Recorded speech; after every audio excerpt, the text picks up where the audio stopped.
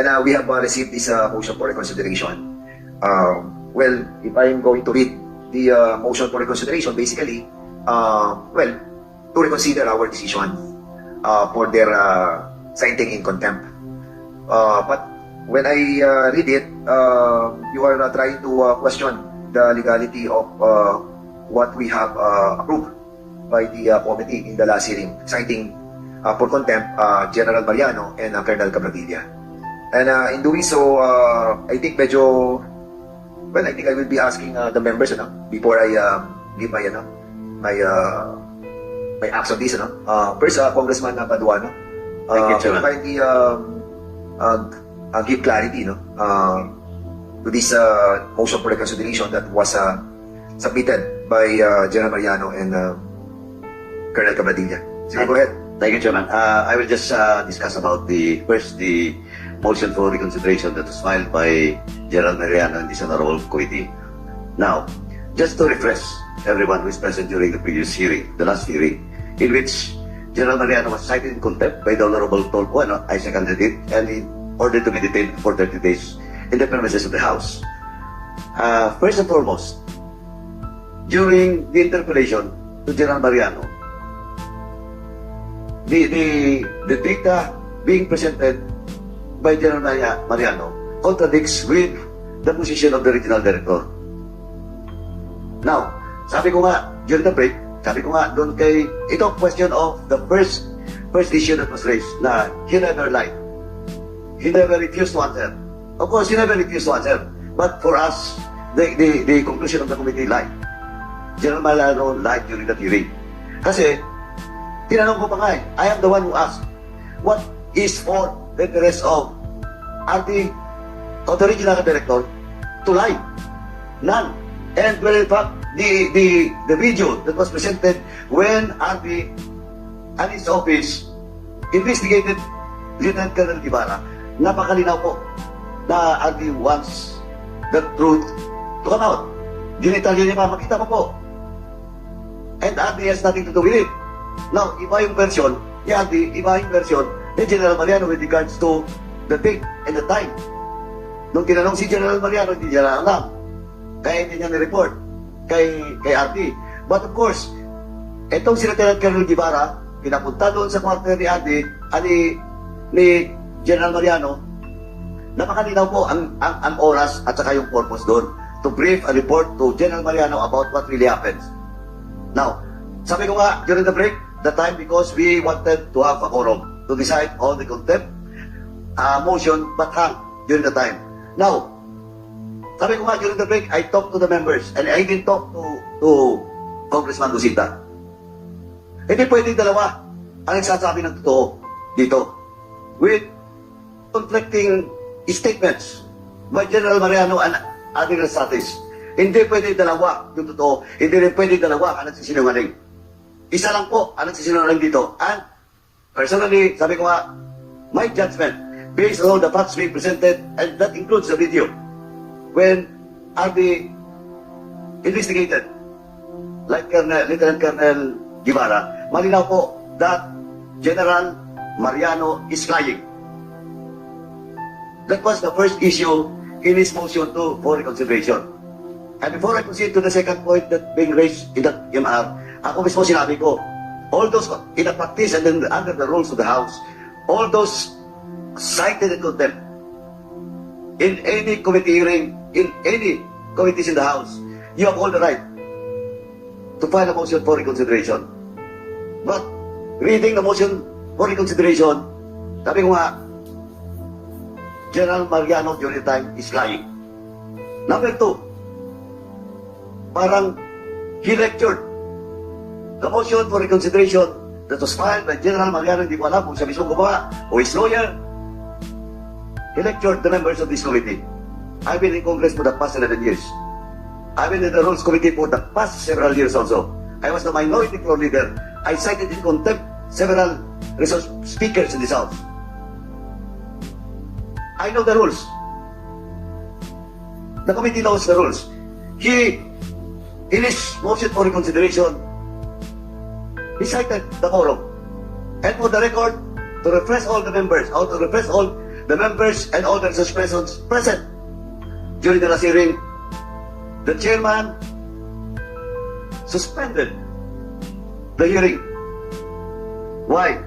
Because we need the quorum the time, and we need at least 2/3 of the members present there being a quorum. And we have 9 members during the time. That's the second point. We have a quorum the time. And questioning about the quorum, General Mariano, sorry to say, we know the rules and we have the quorum the time. Physically present. We have 9 members present during the time. Thirdly, question of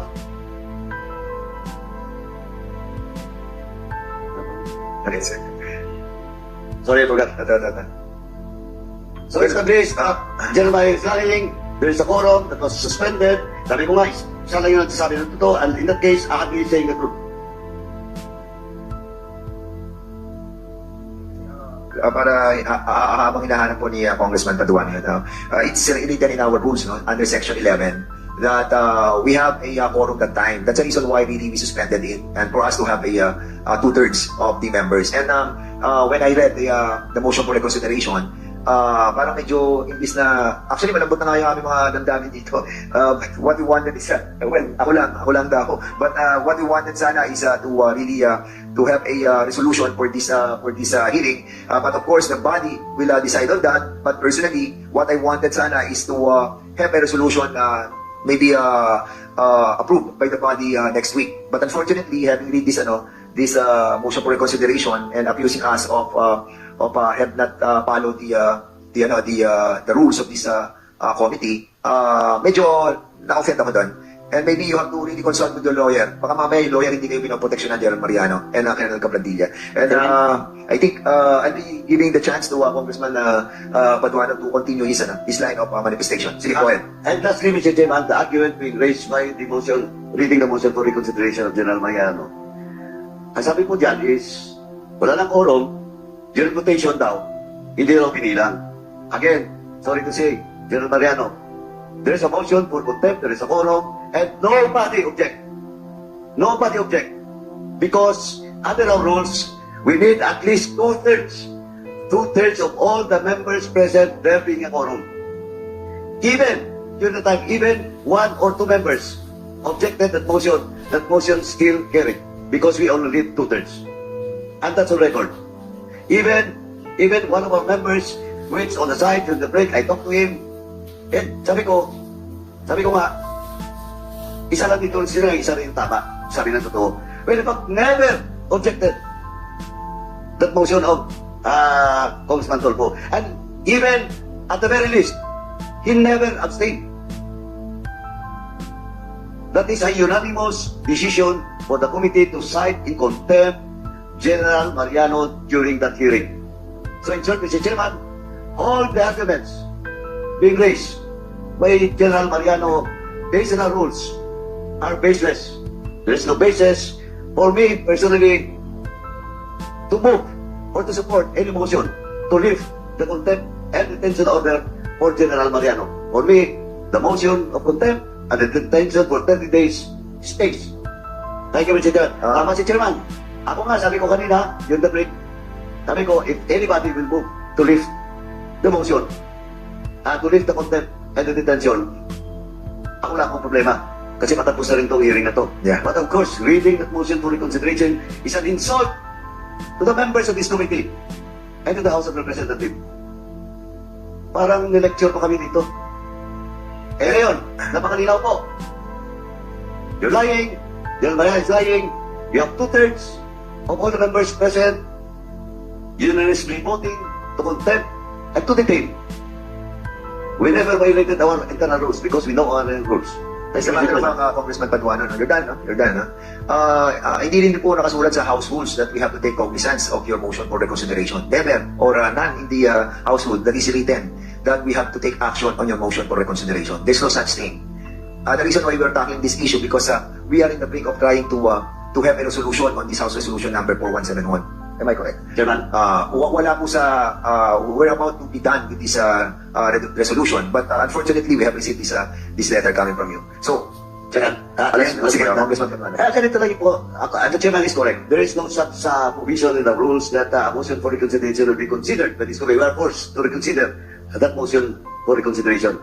But of course, that is now the tradition in the House. For the past several years, for the past several decades, that is the tradition of the House. Giving due process, due consideration to those persons cited in contempt. Kaya, linyat pa kami doon eh. Well and fact for the record. In my committee, public accounts, kami ni chairman ako, may mga motion for reconsideration and we consider it. But they never question our rules. They never question about the ruling of the chairman and the committee members. It's all about humanitarian consideration, medical consideration. But questioning our rules, sabi ko nga, may problema kayo sa amin. Okay, I think General Mariano wanted to raise his hand. We will give him a chance to answer back. Please, General Mariano. Yes, Mr. Chair, Your Honors. My apology for submitting haphazard my MR because I hadn't read yet mo yung aking MR. It was prepared by my lawyer, Sino po ba lawyer niyo, General Mariano? Attorney Ann Pascual po. Kanina lang po niya kasi po napadala, gusto ko lang pong prating kagad, hindi ko po masyadong ano. And it's my fault, Your Honors, that it was submitted na hindi ko man siya nabasa because we don't have time dun sa makipag-communicate sa aking mga lawyers kasi wala po kaming dalaw po. Yung limited time na use of cellphone po, hindi rin po namin magamit sa kanila. Pero meron po kayo, inaalaw po kayo ng dalaw. Meron lamang pong oras. At ang paggamit po ng cellphone ay inaalaw din po. Pero may oras din po. Opo, pero Yes. kanina lang po kasi nasubmit yun, Your Honor. Because this is the policy of this Congress, not giving all the leeway, no? By using the cellphone and sa dalaw po, may oras din po. As a matter of fact, ay alam naman po natin nangyari, di ba? Kasi supposedly, dapat hindi nakakapasok yung mga baril na naipasok ni Sergeant Desden, no? So, we are also trying to secure the premises of this house, no? To prevent such incident to happen again. So, ang pumirma doon, ito, dito. So, are you going to be, are you going to say something, Congressman Ako? Chairman, If not, sige, Congressman Paduano. just to react to the manifestation of General. Ako, General, your apologies is accepted personally. Pero again, sabi ko na nga, you seek the guidance of your lawyer. Alam mo, ang daming nakukulong dito sa House because of contempt na nakukulong dahil dun sa mga lawyers. Well, in fact, sa totoo lang, in my committee, nag-file pa ng MR sa Supreme Court. O ngayon, sino po sila ng Supreme Court? Why they should not be cited in contempt in the Supreme Court? Kaya, ako, as an advice to each and everyone, hindi pa lang naman to, may mga susunod pa ng mga hearing kayo, sana naman po, pag-isip-isipan natin, sa talagang pag-aralan natin. That's your right to seek the legal advice of the lawyer, but still, because you are the one who signed it, may problema ka, but personally, I accept your apologies. Since Congressman Paduano that the good general have apologized now, we accept naman your apology. But unfortunately, yun na nga, this morning we have already decided sana to discuss yung resolution, no, for the finality ng issue that was brought up by Congressman Ako. But now I have to ask again our members for this purpose. But since nangyari na yan and the apology was accepted, so maybe we will be discussing this furthermore. Okay? Sige, General Mariano, but before we proceed to the next issue. Yes, Mr. Chair, again, I would like to apologize to our honorable members of this committee. Wala po akong intensyon na i-display po ang this committee. Ang hiling ko lang po sana, Mr. Chair, yung hindi po naisama po doon ng aking lawyer dahil nga po, siya na po ang gumawa po kasi ng Mr. Chair na para lang po sa aking pamilya na sadya pong nahihirapan sa sitwasyon, and I plead that I will be restored with my freedom and be allowed to go home with my family. Yun lang po yung hindi po nailagay to Mr. Chair, but I don't have the intention to disobey this honorable committee, Mr. Chair. And again, my apology and it's my fault for not feeling kagad po yung ano. Actually, yung na lang basahin na General Mariano kasi masyadong strong words ginamit ng lawyer mo. And ito naman kay Capradilla, Sorry po. what we wanted as, I read your medyo hindi naman siya ganun ka-strong, but kasi ang sinasabi parang hindi kayo nagsinungaling eh. You did lie. Yun ang naging decision ng committee ito. And nakita naman natin sa hearing yun. And then we don't want to be accused that we decided to cite you in contempt because we just wanted to put you in our custody. Wala nang sense yun na gusto na namin kayo ikulong. Hindi, because we have seen all the evidences eh. that was presented, not only by the PNP official, even those members that are part of your operation team, they have said, almost 23 of them, na nagsalita, and even yung inyong deponent na ginamit dito were here to recant yung kanilang mga testimony that you pushed them to be filed. Kaya, well, anyway, I've said my piece, and probably we'll be continuing with our discussion. Ang isang issue that I wanted to tackle, Congressman, Congressman, will you allow Congressman, Deputy Majority Leader to say his piece? Honorable Erwin Tulfo, you are recognized. Before we start, Mr. Chairman, my advice to Kel Mariano and the rest of the police officers under our custody. What we want to hear, Kel Mariano and the rest of you under our custody, is to ask for leniency. Hindi po kami mga matitigas ang puso. We are fathers too. We understand how hard it is and difficult to be away from our family. We are fathers, remember that. I'm a father. I have children. These lawmakers in front of you, sir, have hearts too. May puso rin po. Unfortunately, ang hindi lang po namin matanggap is that you are lying in front of us, despite the fact that you swore before us that you will tell the truth, the whole truth, and nothing but the truth. Therefore, we see during this hearing that you guys are directly lying to us. So what do? Our actions is to cite you in contempt because you're not telling the truth. Wherein you swore that you will tell the truth, but you failed to tell the truth. So that's why you're incarcerated. It is your fault. Next time, Del Mariano and the rest of you, if you ask for a file for a motion for reconsideration, tell your lawyers to ask for leniency. You should know that, di ba? We, like I said, hindi ho matitigas ang puso namin dito. We can understand. Pinag-uusapan ho na kung pwede i-release kayo. But what you did right now, this changes the whole perspective for all of you. Kaya nga ho, sinasabi natin this hearing, hindi ho ito kwento-kwentuhan lang dito. Patingin ho ninyo Congress. Hindi ho, this is a committee hearing. We're trying to find out and native legislation that how we can avoid this kind of incidents. Para hindi na po tularan ng iba after your junior officers, hindi na po gayahin yung kapalpagan na ginawa ho ninyo. So yun lang ho, Mr. Chairman, paalala ko na kaya sila, because I saw that the way I interpret that motion for reconsideration is that you're saying we rush into judgment and gave the contempt. We cited you in contempt, General Mariano, because of the fact that you lied and you were under oath, so we can cite you in contempt. That's all, Mr. Chairman. Yes, thank you so much, Congressman Tulfo and Congressman Vice Chair. Ay, nagtataas pa. Sige, sir. Sige, go ahead. Sir, again, Mr. Chair, my apology. Can I withdraw the MR file by my lawyer so that not to cause because it is not my intention. It's only about our MR for the lifting of our. So I'm just asking for your general compassionate heart that I'll just withdraw the MR since General Mariano, it's naman we can give it back to you, no? But of course, you have already filed this in the Committee on Public Order. We have received it, but I think we have to just continue with our discussion. Okay, Congressman ako, please. I do not know if General Mariano knows this. When you get a lawyer to defend you in any case, for all intents and purposes, that lawyer represents you. Now, you're denying what your lawyer wrote in your motion for reconsideration. Yung ba ang gusto mong mangyari? You can answer In-engage that. mo yung services ng lawyer na yun eh. For her to protect you and for you to be able to exercise your right. Now, you say na hindi mo alam or hindi mo gusto yung ginawa ng lawyer mo. Is that what you're trying to tell the members of this committee? No, Mr. Chair.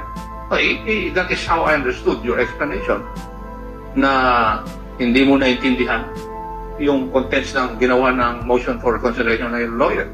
But you engaged her services to be your lawyer. How do you reconcile that? Hindi ko lang po na-anticipate yung effect po nung nung sinulat po ng aking lawyer, but meron din pong kakulang nga po yung sabi po kanina that I will just asking for this honorable committee for to their compassionate heart that we will be the contempt will be lifted. We will take that for the moment. Pero as far as this representation is concerned, I do not agree that you do not know or you did not believe doon sa sinabi ng iyong abogado. Because when you engage her services, siya na ang magre-represent sa iyo. Second, the protocol, insofar as the proceedings in this house are concerned, may magpa-file ng motion, may magse-second the motion, at tatanungin ng chairman kung may objection. At kung may objection, magsasalita yung lawmaker na nag-object. In the case of the motion filed by the Honorable Tulfo, duly seconded by the Honorable Paduano, hindi kami nag-object. And therefore, each and every member of this committee believed that you were lying. Meron kaming sarili-sariling basihan. As far as this representation is concerned, naglalay ka dahil ayaw mong admitin na maaga pa sinabi na ni Colonel Guevara sa iyo kung ano talaga ang nangyari.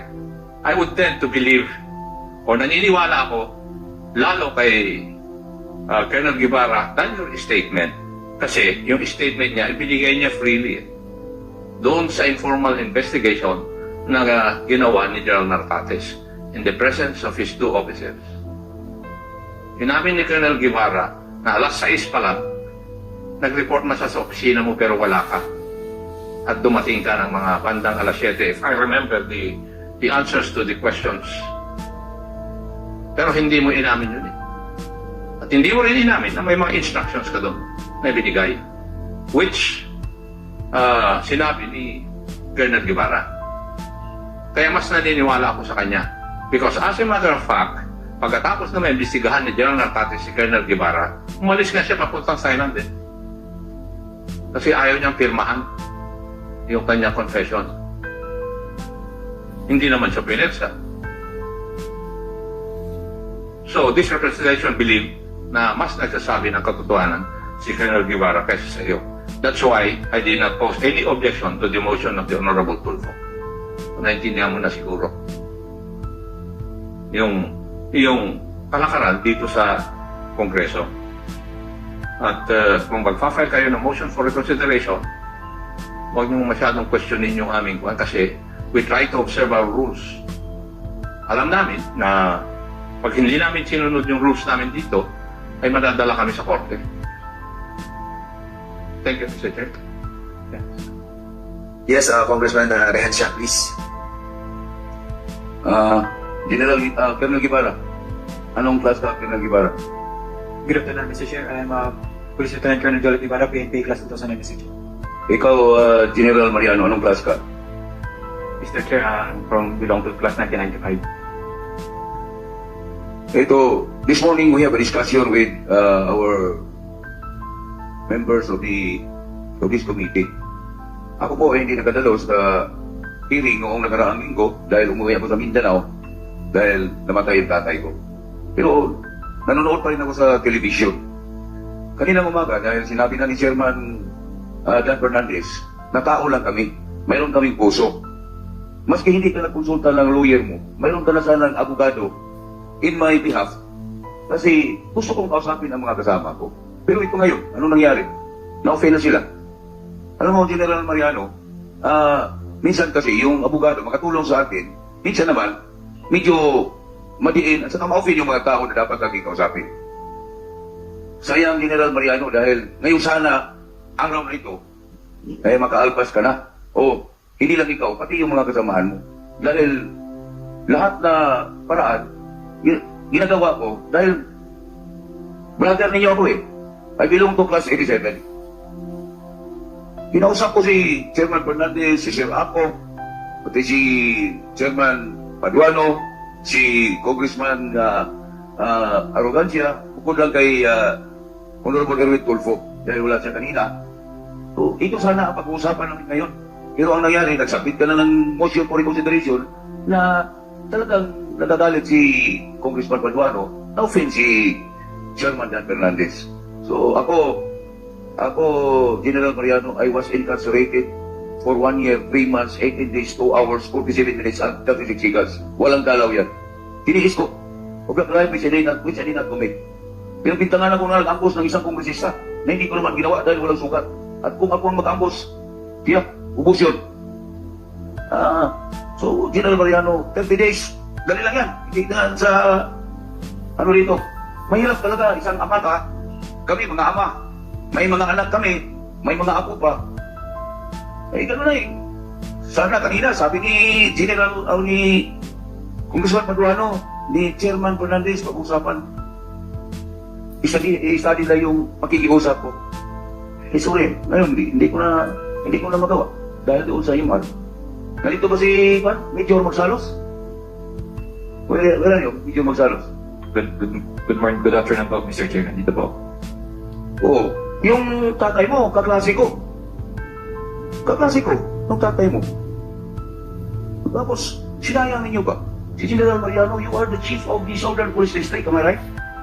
Oh, ang ganda nga ng buhay ninyo dahil nakaabot kayo sa star rank. Eh kami hindi.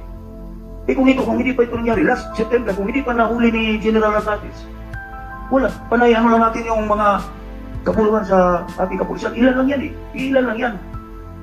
Nadadamay lahat ang nagsusuot ng uniforme. Nakalimutan natin yung mga privileges. We climb mountains and hills just to reach the prestigious institution. Oh, naminurize pa namin ni Sir ako. Tapos bakit? Bakit nasisilaw tayo sa mga ganong paraan? Lahat naman ng mga tao ay nangangailangan ng pera. Pero huwag naman yung galing sa masama. Mahirap ang karma. Hindi ikaw ang magsuffer sa karma. Yung anak mo o yung mga apo mo. So, ito ba? Sana, huwag na itong pabalik-balik na imbisige tayo. Dahil ako, medyo magsalos, during the time na nag-travel na ako, tinawagan ko sa tatay mo. Sabi ko, gagawan ko ng paraan. Gagawan ko ng para makatulong sa inyo, sa inyong lahat.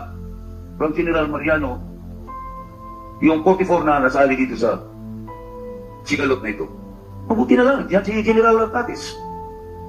Hindi sa pagbuhat ng mangko ni General Atatis, he is a product of the Philippine Military Academy. Tayo naman sa Philippine National Police Academy. Huwag naman natin sabihan na, kaya nga nagkaroon ng kuminsan dahil ang nagkakalat tayo. Alisin na natin yan. Sana, ngayong araw na ito, si Sir ako, malambot ang puso. Si Chairman Fernandez, mas lalong malambot ang puso. Yung sa katabi ko, si Congressman Arrogancia. Hindi nagagalit ito, pero noong nakikita ko sa TV, galit na galit. Eh, magkamag-anak kami, dahil siya, Arrogancia, ako, hate siya. Ganun ba? Sana, General Mariano, ngayon, yung inaasam-asam mo na makikita mo yung misis mo, yung mga anak mo, ngayon na sana. Pero wala na akong magawa. Sorry. That's all, Mr. Chair. And in addition to that, I just, medyo naalala ko lang, kasi last week, I wasn't able to tell this to the body because I didn't see yet the GR number nung pinal ni Major John Patrick Magsalos. Kasi nagpetition si Major Magsalos sa Supreme Court eh. Di ba, I will ask Major Magsalos if this is true because you have sent this through LPC sa amin eh. And ngayon lang ko lang na-remind, I wasn't able to tell the body, but since we are discussing this matter, I just wanted to tell you that I don't know if you filed. Did you file? Good afternoon, Mr. Yes. Chair. Yes, Mr. Chair. So may GR number na to. Itatanong ko pa po sa council. O kasi nung pinadala niyo sa amin to, ang naramdaman namin dito, and ako actually, wala ko naramdaman kasi nga wala pa sa GR number. Now na pinurso mo pala yung issue sa Supreme Court, there's already a decision of the Supreme Court on this matter. And again, I took offense on this since napag-usapan na yung kanilang motion for reconsideration. But itong isa to, medyo mas mabigat to dahil nga pinal pa sa Supreme Court. So this has been tackled again and again in the Supreme Court. Kay Estrada, kanino pa isa? Congressman ako, pinag-yan the detail of the Supreme Court decision on the Sanitisa issue. Yeah, Arnau case, So medyo settled na yun yung issue yun eh. And again, your lawyers, nagkakaproblema tayo, they have to be knowledgeable of this because kami, we've been discussing this for so many times in different committees, no? At katulad nga na sinabi ko, we don't have to take cognizance of your issues. with regards to your motion for reconsideration, and your issues in the different courts for that matter. But anyway, kung wala na po kayong ibang sabihin ng mga members, Congressman Acop, then we will be proceeding to the two witnesses because we have to settle the problem of these two opponents that we is still under our custody. Mr. Chair, Yes, Congressman Acop. meron lang po akong clarification. The motion to cite them in contempt was decided by the two-thirds vote of the committee. Now, they have filed their motions for consideration. I think we cannot decide on the matter of their motion simply because we do not have the required quorum in order to decide on this matter. Insofar as the petition to declare the contempt order given to Major Maxalos is concerned, we cannot also decide on that because that is already an issue outside of this committee. And it is up for the Supreme Court to decide whether they will take cognizance of that petition or not. Thank you, Mr. Chair. Yes, that is true, no? So we'll try to wait for that decision of the Supreme Court as well. But let's proceed, no? Yung sa ating next issue, yung sa dalawang witnesses natin.